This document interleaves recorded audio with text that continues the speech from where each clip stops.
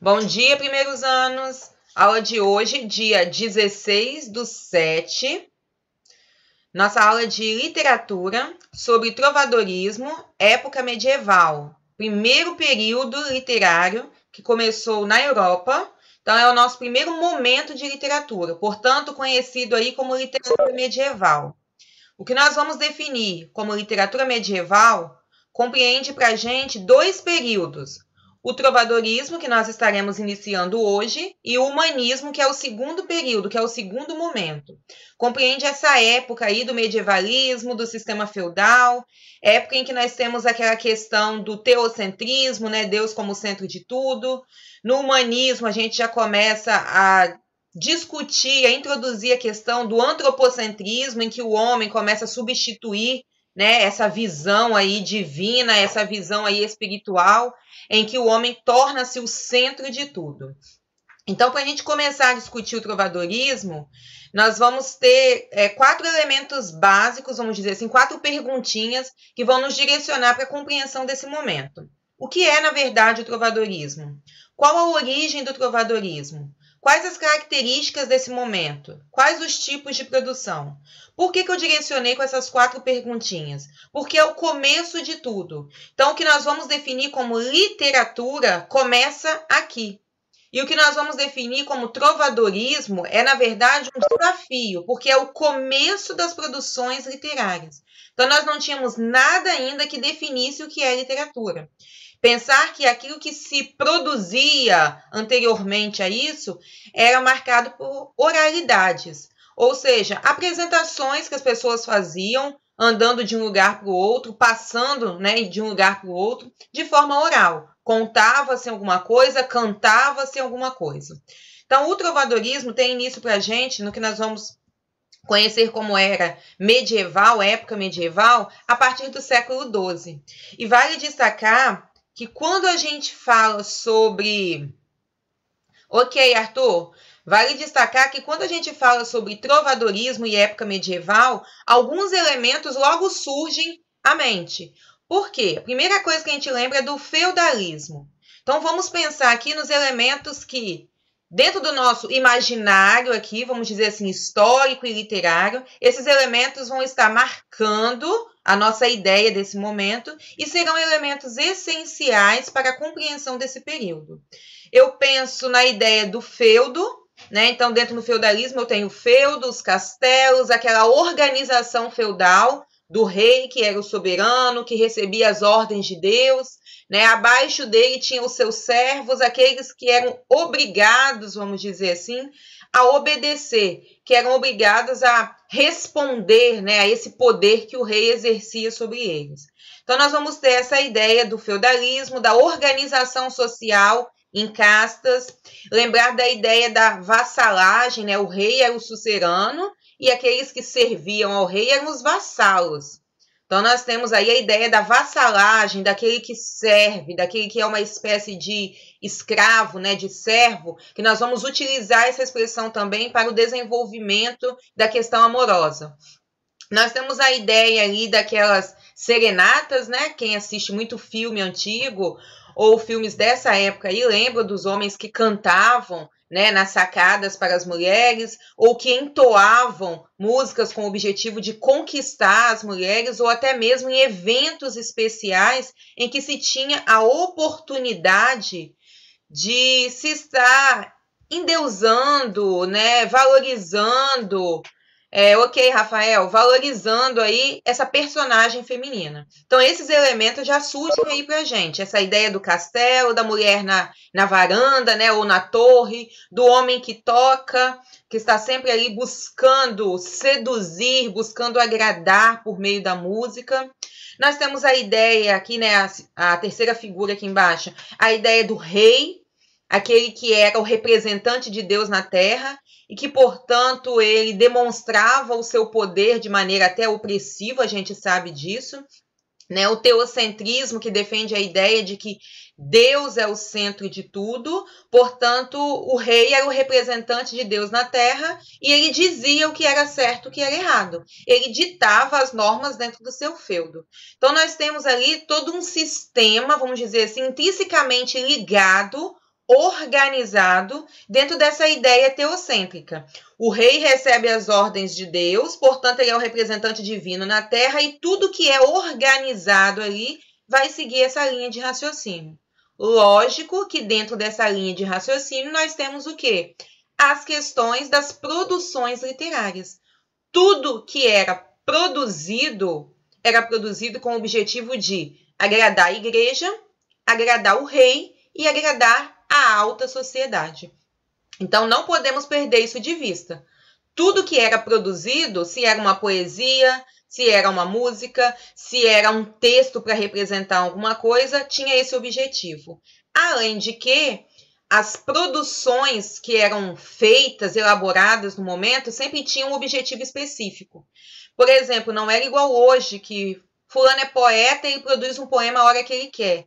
Não, você tinha ocasião especial. Então, se você tinha um casamento, o rei solicitava que alguns versos fossem escritos para presentear os noivos no momento do casamento. Como eram chamados esses poetas? Trovadores. Por que eram chamados trovadores? Porque eles produziam trovas. Trovas eram os textos que nós conhecemos hoje como poesia. Então, havia essa ideia de que os poemas eram encomendados. Os poemas eram feitos com um objetivo específico. Eu quero conquistar a filha de fulano, eu quero conquistar a pessoa que eu amo, eu quero festejar ou parabenizar alguém pelo nascimento do filho, eu quero parabenizar o rei pelo casamento da filha, pelo casamento da sobrinha. Sempre se tinha um objetivo. Isso faz com que a gente parta do princípio de que os textos acabavam sendo um pouco engessados, vamos dizer assim. Não se tinha muito essa questão da individualidade de quem escrevia, da subjetividade. Por quê? Você vai fazer o texto para isso. Então, o escritor, no caso o trovador, ele não tinha total liberdade de expor suas emoções, de expor seus sentimentos. Ele tinha que fazer algo para agradar ao rei e para que aquela ocasião em que o texto fosse ser apresentado fosse uma ocasião agradável. Ou seja, ele era responsável para, por meio do seu texto, da sua poesia, da sua música, fazer com que a reunião, fazer com que o momento tivesse um sentido especial. Deu para entender aí, pessoal? Foi rápido, foi tranquilo, deu para vocês estarem acompanhando aí. Ok? Pensem ainda na ideia de que música e literatura estão intrinsecamente ligadas. Nós não vamos fazer essa diferença. Música é uma coisa, literatura é outra. Não. Aqui, dentro desse primeiro momento, dentro dessa primeira época medieval, música e literatura são exatamente as mesmas coisas. Deixo como sugestão um filme chamado Coração de Cavaleiro. Para quem nunca assistiu, passa quase todos os dias na sessão da tarde, disputando, né, alternando o lugar com Lagoa Azul e Titanic. Então, para quem não assistiu, sugiro que assistam, porque é um filme feito dentro dessa época aí, e ele traz exatamente as primeiras produções, faz uma referência a essas cantigas e mostra um personagem que é aí um ferreiro, que tem como objetivo produzir cantigas para conquistar a amada, que é filha do rei, só que ele sabe que ele nunca vai chegar a essa posição, né, de conquistar essa mulher por causa da posição social. Então, surgiram aí como curiosidade, como um acréscimo aí para os nossos conhecimentos. Coração de Cavaleiro é o nome do filme. Então, vamos lá, dando continuidade. Opa! Quando a gente fala de trovadorismo, a gente logo pensa, trovadorismo, de onde vem essa ideia? Quando você tem ismo, significa estudo de alguma coisa. Então, trovadorismo seria para a gente o estudo das trovas, vamos dizer assim. E aí eu gostaria que alguém abrisse o microfone e situasse para a gente o trovadorismo no século, nesse momento histórico aí, essa explicação para o nome e comentasse sobre a língua que é utilizada. Quem poderia estar fazendo isso? Abrindo o microfone e falando esses 4 tópicos aí para a gente.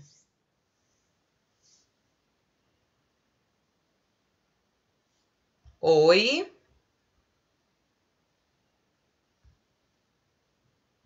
Vamos, pessoal.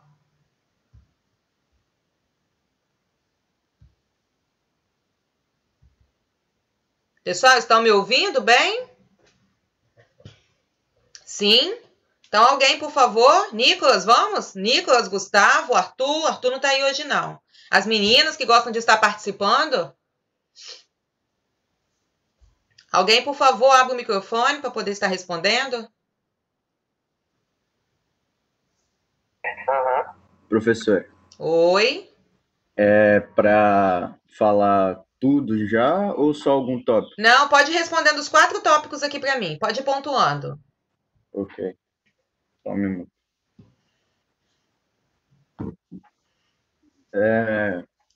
Século surgiu na Idade Média, no século XI, se espalhou por toda a Europa e teve seu declínio no século XIV. O trovadorismo em Portugal teve seu apogeu nos séculos XII e XIII, Ok. novamente em declínio no século XIV. O Ok. momento histórico, eu acho que seria o contexto histórico, né? A Isso. Idade Média foi um longo período da história que esteve marcada por uma sociedade religiosa. A Igreja Católica dominava inteiramente a Europa. O teocentrismo foi sua principal característica, ou seja, era Deus no centro de tudo. Certo. E isso aí era como se a Igreja Católica dominasse tudo e os valores estabelecidos da Europa também foram para a Igreja. A explicação para o nome é que o termo trovadorismo faz referência à palavra trovador, que pode ser definido como cantor e compositor das cantigas. A língua é o galego-português, era a língua das cantigas trovadorescas. E os tipos de produções Não, eu os tipos de coloquei. produções você espera só um pouquinho. O quê? Só um pouquinho, os tipos de produções. Só esses 4 aqui agora. Fala para mim se você pesquisou um pouquinho sobre o galego português. Você entendeu um pouquinho, você descobriu um pouquinho de onde veio essa ideia do galego português, que não é um português, a língua da época, é um galego português. Não pesquisei sobre a língua dele. Tá. Ok, por enquanto então, Nicolas. Muito obrigada, tá? Pessoal, então vamos retomar aqui o que o Nicolas colocou pra gente. O século ele começa no finalzinho do século XI, né? Então ele é marcado ali, trovadorismo, ele começa ali no século XII e se estende até o século XIV, onde acontece o declínio. Porque a partir do século XIV tem início que nós vamos estudar mais à frente como humanismo. O momento histórico, como o Nicolas já colocou, é esse momento aí do sistema feudal, da Baixa Idade Média. Então, nós vamos ter logo depois, no finalzinho do trovadorismo e a passagem para o humanismo, onde o sistema feudal entra em crise e nós temos ali o começo, né? Já é a época das cruzadas, então nós teremos o desenvolvimento do comércio, mas isso é mais à frente, é séculos à frente. Com relação à explicação para o nome, nós vamos pensar tanto na ideia do trovador, que é aquele que produzia os textos, porque os textos eram chamados de trovas, ou seja, os poemas eram chamados de trovas. Portanto, trovadorismo seria um ismo, estudo dos trovadores, ou estudo das trovas, como vocês acharem melhor. Essa seria a explicação plausível aí, uma explicação plausível, aceitável para o termo. Estudo do trovador, ou estudo das trovas. Com relação à língua utilizada, mesmo ele se desenvolvendo na região de Portugal, nós não temos um português legítimo, um português puro. Nós temos, na verdade, o galego português. Porque as primeiras produções, elas se desenvolveram, elas tiveram início numa região lá no sul de Portugal, que é a região da Galícia. Ou Galiza, né? Depende se você vai escrever em português ou em outra língua. Então, lá na região da Galícia, lá no sul de Portugal. Por causa disso, houve uma mistura entre esse linguajar, entre esse português misturado que era usado nessa região com o português tradicional. Então, a linguagem que nós veremos nas cantigas é o galego português, que é essa mistura desse dialeto, né, na verdade, da região da Galícia com o português tradicional. Quando a gente fala de surgimento de um período, de uma escola literária, a gente sempre marca assim, começou a partir disso, começou no momento em que alguém escreveu isso. Vocês observarão nas próximas escolas literárias que a gente estudar, que nós sempre teremos ali elemento que é considerado marco inicial, que é considerado estopim, vamos dizer assim. Fulano escreve a obra tal e dá início aí a essa escola literária. Quando a gente fala de trovadorismo, fica um questionamento sobre qual é a data exata. Por quê? Marca-se como o início do trovadorismo a Cantiga da Ribeirinha, escrita por Paio Soares de Taveiroz. Entretanto, há um questionamento se ela foi escrita em 1189 ou se ela foi escrita em 1198. Como naquela época os registros eram bem escassos, a literatura era mais oral, então você não tinha alguém para fazer os registros ali, para poder deixar isso registrado, né, documentado. Então nós temos essa dificuldade de estar definindo quando exatamente a Cantiga da Ribeirinha foi escrita. Entretanto, ela é pra gente, ok, Cíntia, entretanto, ela é pra gente o marco inicial do trovadorismo. E pensar ainda, por que que essa cantiga se torna pra gente o marco inicial? Paio Soares de Taveiroz era um trovador, era alguém da baixa sociedade, vamos dizer assim, e ele resolve, por meio dos conhecimentos que ele tem da literatura oral, porque ele era alguém que andava de lugar em lugar, né, recitando versos ou produzindo ali pequenos versos para agradar a população da época, pequenos sons, pequenos trechos sonoros, né? A partir dali ele produz essa cantiga da Ribeirinha a partir dos conhecimentos que ele tem, lançando aí o que nós vamos conhecer como trovadorismo. Pensem também que a ideia de produção de uma trova, ela sempre era um papel destinado aos trovadores que eram pessoas de uma classe inferior. Sempre pensar na ideia de que no trovadorismo a mulher que é exaltada, a mulher que é idealizada, que recebe esses poemas de amor, ela sempre está num patamar elevado. E é a partir daí que nós vamos ter essa ideia de vassalagem amorosa. A mulher geralmente é filha do rei, ou sobrinha do rei, ou filha de alguém da nobreza, e então ela está num patamar elevado. O homem está inferior a ela, portanto, ele produz versos em que ele canta o seu amor para a amada. Então, sempre pensem nessa relação aí. No sistema feudal, quando vocês estudaram, a gente tinha aquela imagenzinha que era um triângulozinho que representava a organização do sistema feudal. O rei, não era isso? Os suceranos e o vassalo. Lá no final, ainda tinha os escravos lá no final. Lá na última mesmo eram os escravos. Então, essa ideia aí dessa vassalagem de alguém que está no topo, em que na classe social, né, na divisão social era o rei, na questão amorosa nós vamos ter a mulher nesse topo, no patamar elevado, e lá embaixo a figura masculina, que na verdade é a figura do trovador. Então, nós vamos definir como características do trovadorismo total associação da música à poesia. Por isso que nós não vamos dizer assim, ó, poemas de amor, poemas de amigo. Nós vamos definir como cantigas de amor, cantigas de amigo. As produções da época são exatamente essas, cantigas. Você não tem o nome, vamos ler um poema de amor da época do trovadorismo. Não. Você pesquisa uma cantiga de amor do trovadorismo, uma cantiga de amigo. A literatura oral ela é uma marca dessa época, nós não tínhamos registros, então nós vamos ter sempre essa preocupação em mostrar que muitas vezes esses textos que eram apresentados acabavam se modificando de um lugar para o outro porque era oral. Então, às vezes, o que eu ouvi em uma determinada cidade, uma determinada ocasião, em um determinado evento, talvez eu mudasse uma palavra ou outra quando eu fosse reproduzir ou contar ou cantar para alguém em outro lugar.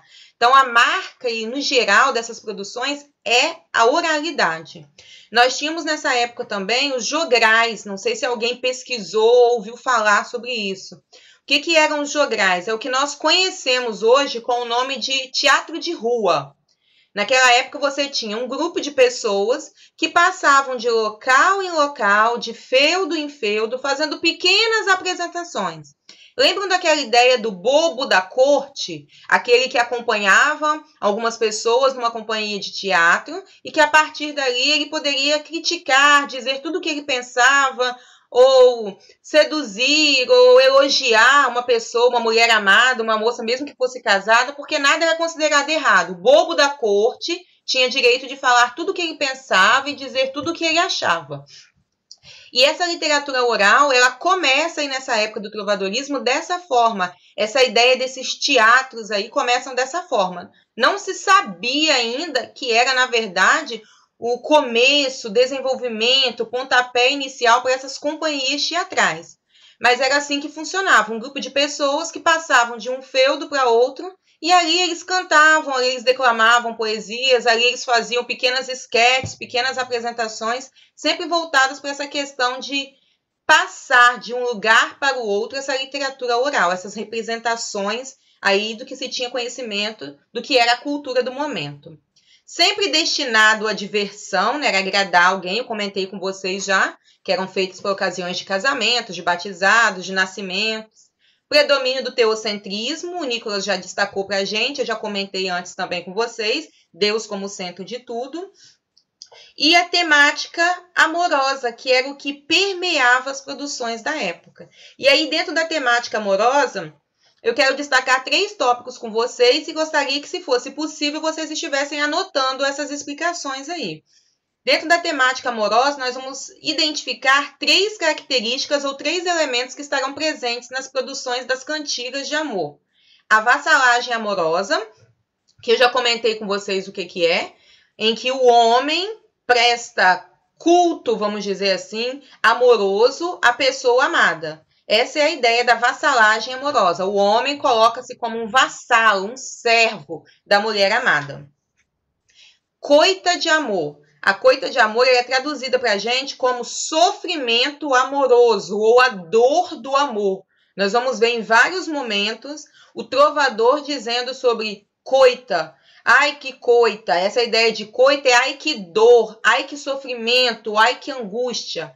Então, a ideia da coita amorosa, ela é substituída para a gente pela expressão, né, pela sensação de sofrimento amoroso.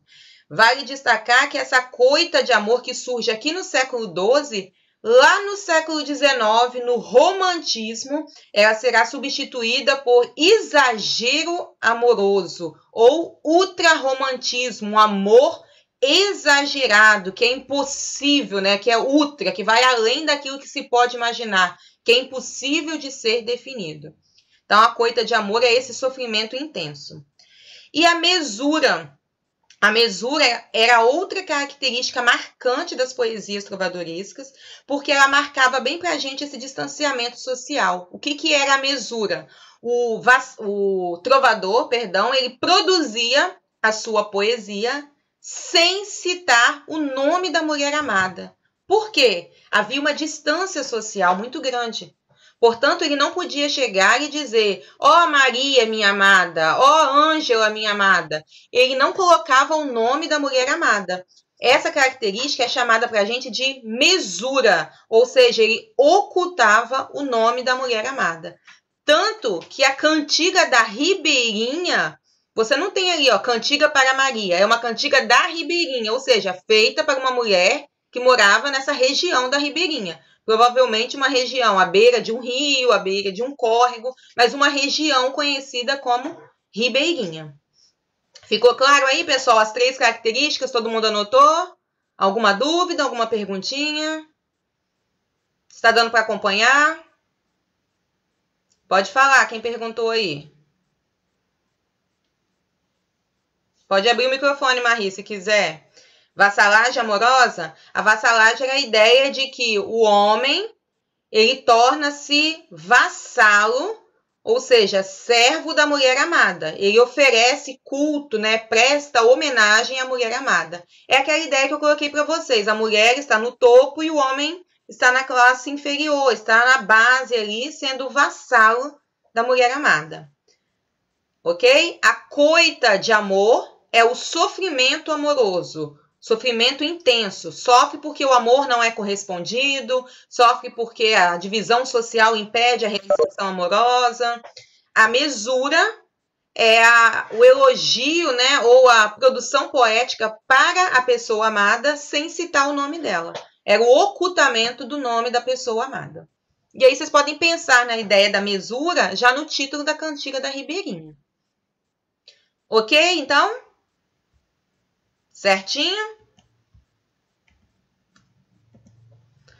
Então, dando continuidade aí, a famosa Cantiga da Ribeirinha, também conhecida como Cantiga de Guarvaia. Guarvaia era exatamente a região onde morava aí o Paio Soares de Taveiroz e a mulher para quem ele fez essa cantiga. É chamada Ribeirinha, porque ela morava à beira de um rio. Então, ele tenta justificar aí o nome, para ele não dizer exatamente quem é, ele diz que é uma cantiga feita para a Ribeirinha. Recebeu o nome porque era dedicada a Dona Maria Paz Ribeira, concubina de Sancho I de Portugal, apelidada de Ribeirinha. Observem que ela é concubina, ou seja, uma das amantes do rei, que morava num local afastado, que no caso aí era à beira do rio. Portanto, é a tal Ribeirinha. É interessante a gente destacar que ele não quer colocar o nome, mas imaginem que todo mundo deveria saber. Todo mundo deveria saber que o rei tinha uma concubina e que essa tal concubina era a Ribeirinha. Né? Se ela já era apelidada de Ribeirinha, todo mundo conhecia quem era a dita cuja, né? Não era um envolvimento amoroso escondido.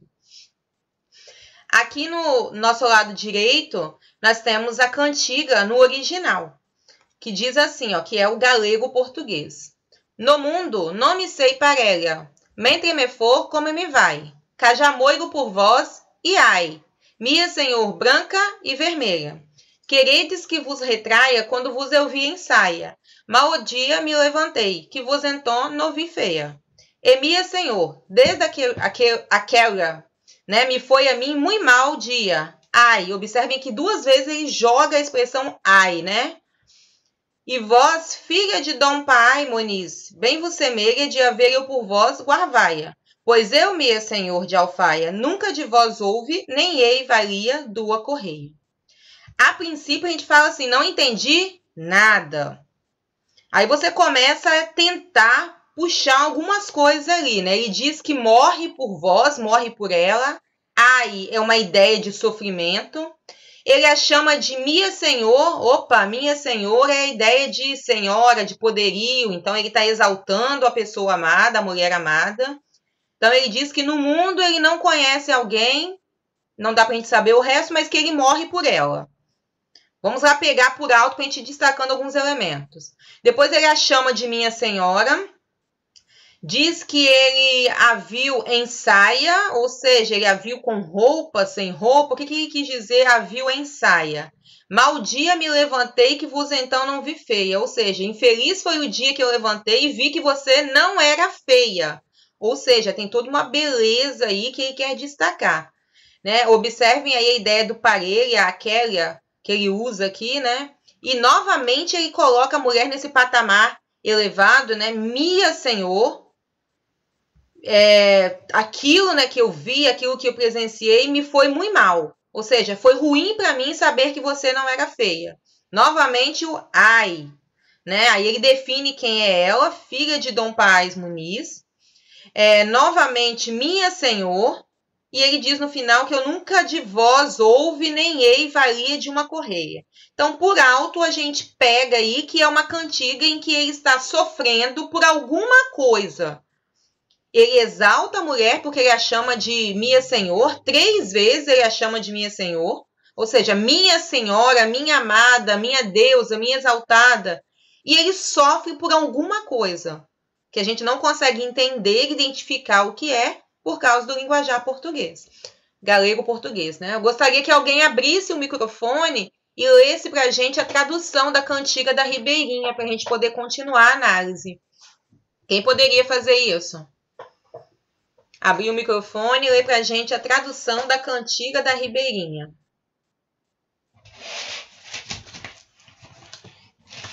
Nossa, vocês estão num ânimo danado hoje, hein? Tá uma disputa danada para ver quem fala primeiro. Cíntia, Thaís. Vamos lá, gente. Alguém abre aí o microfone para poder trazer a tradução para a gente. Gustavo.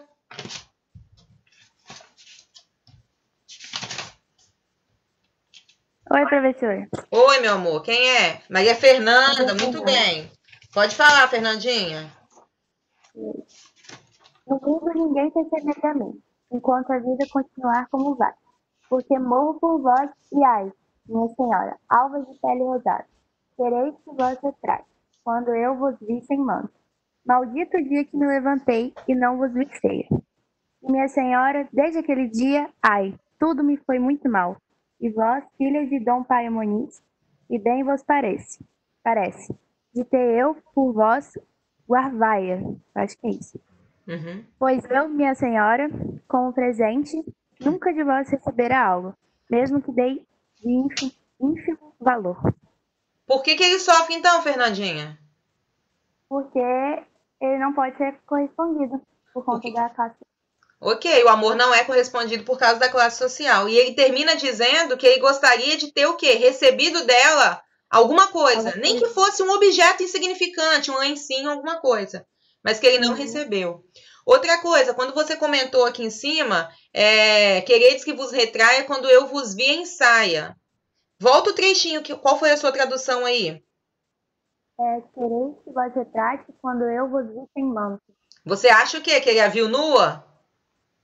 Provavelmente. Como você definiu? Século XII. Você acha que ele a viu nua? Sei, pode ser, sei lá, que eles tiveram algo mais íntimo, mas não necessariamente isso. Acho que ela se mostrou pra ele de forma mais, sabe? Então volta ela aí. mesma, talvez. Tá, volta no tempo aí, lá no século XII. Como você acha que seria assim? Não estou falando de envolvimento sexual, mas como você acha que seria algo mais íntimo para o homem perceber uma mulher? Lembra como elas viviam? Vou voltar aqui um pouquinho para essas imagens. Olha como elas se vestiam, as mulheres.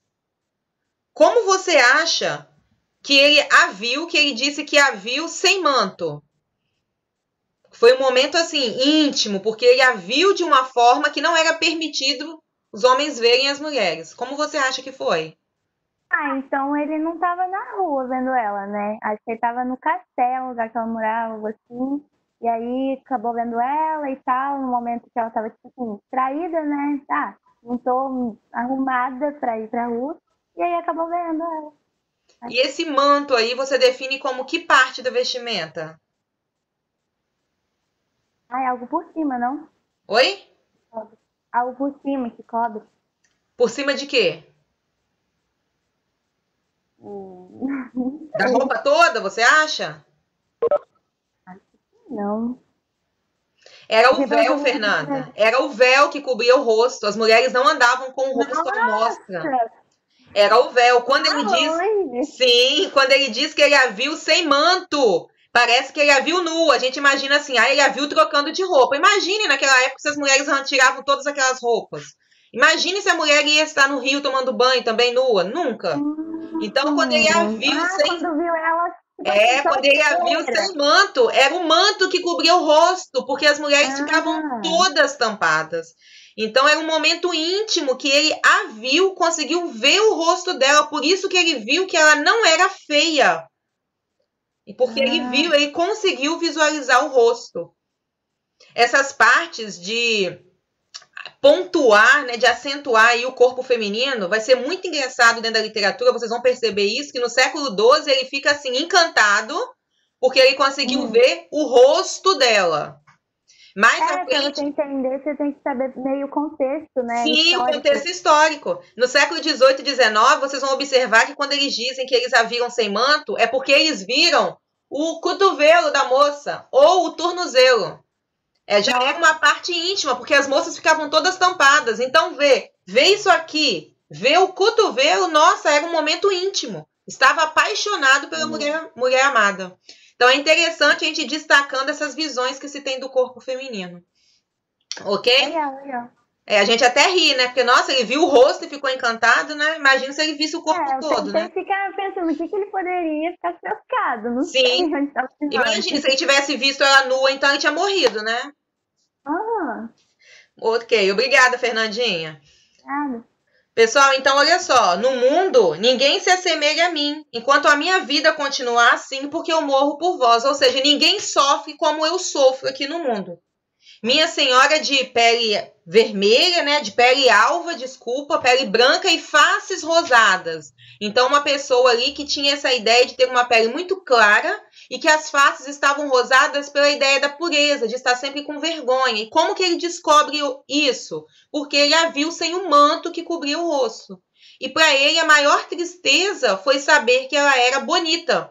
Se ela fosse feia, ele não iria se apaixonar por ela. E observem que ela é a concubina do rei. Então ele não poderia nunca se apaixonar pela concubina do rei. Era forca na certa, né? Então ele fica desesperado porque ele já era apaixonado. Quando ele consegue ver o rosto dela e ver que ela não era feia, pronto, é um desespero total. E ele diz, ninguém sofre como eu sofro. E minha senhora, né, minha senhor, guardem isso também, que o homem vai se referir à mulher tanto como senhor quanto senhora. Nossa, é estranho, ele vai usar o termo no masculino? Vai. Porque senhor é a ideia de poder, né, aquele que está no topo. Então, podem guardar isso aí, que senhor também vai ser um elemento usado para se referir à mulher amada. Desde aquele dia, tudo foi ruim para mim. Ou seja, minha vida acabou. Aí ele diz de quem ela é filha e termina dizendo assim, eu venho sofrendo muito mal, venho tendo uma vida muito angustiada, né? Tudo para mim é sofrimento, porque eu nunca recebi de você nada que pudesse me dar a sensação, que pudesse demonstrar que eu serei aí recompensado, que o meu amor será realizado, que o nosso amor irá se concretizar. Então, ele nunca recebeu dela nenhuma valia de uma correia, ou seja, nenhum objeto que tivesse valor. Nada que pudesse dizer que o amor seria correspondido. Essa cantiga da Ribeirinha, a gente vai observar na próxima aula, que ela é chamada de cantiga de amor. O que é uma cantiga de amor? Onde o eu masculino, né, sempre o homem, né, o eu lírico, ele é masculino, ele canta o seu amor e o seu sofrimento pela pessoa amada, por essa mulher a quem ele dedica a sua vida, a quem ele dedica a sua adoração, sua exaltação. Ok, pessoal, até aqui? Então, um geralzão para falar das produções, que vai ficar para a próxima aula, nós vamos ter 3 tipos de produções aqui. As cantigas, né, que são esses poemas que nós estaremos analisando nas próximas aulas, que foram reunidas em cancioneiros, que foram esses livros que acumularam, né, agruparam essas cantigas, dividindo-as em cantigas de amor, de amigo, de escárnio e maldizer. As novelas de cavalaria, né, o Rei Arthur e os Cavaleiros da Távola Redonda, Lancelote, A Demanda do Santo Graal, que são obras surgidas nessa ideia aí, com essas temáticas de cavalaria, a época das cruzadas, o cavaleiro medieval que lutava para conquistar a mulher amada, essas ideias aí. E os jograis, que eram essas apresentações orais e populares, que hoje nós vamos conhecer que eram esses teatros de rua, né? Mas antigamente eram chamados de jograis. Pessoal, até aqui, ok? Alguma perguntinha? Alguma dúvida?